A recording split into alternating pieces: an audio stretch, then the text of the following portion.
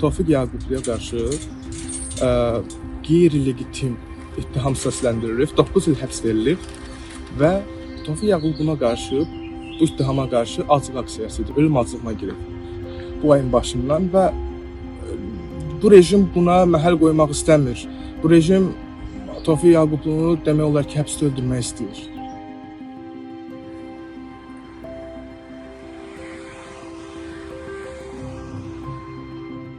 Tofiq Yaqublu həbsdən çıxmalıdır. Digər 350-dən çox siyasi məhbus. Azərbaycanda nə azad mətbuat var, nə azad ümid var.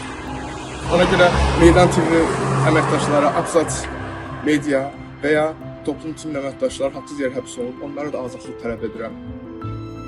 Almaniya dövləti də onların azadlığı üçün çalışmalıdır.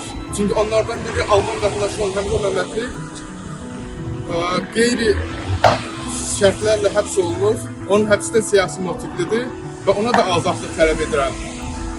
Və Samir Aşılov kimi Almaniyada yaşayanlar Azərbaycana deportasiya olunub, baxmayın ki, Almaniyada vətəni bilirdi və ona qarşı qeyri-legitim ittihamlar səsləndirilib dövlət tərəfindən.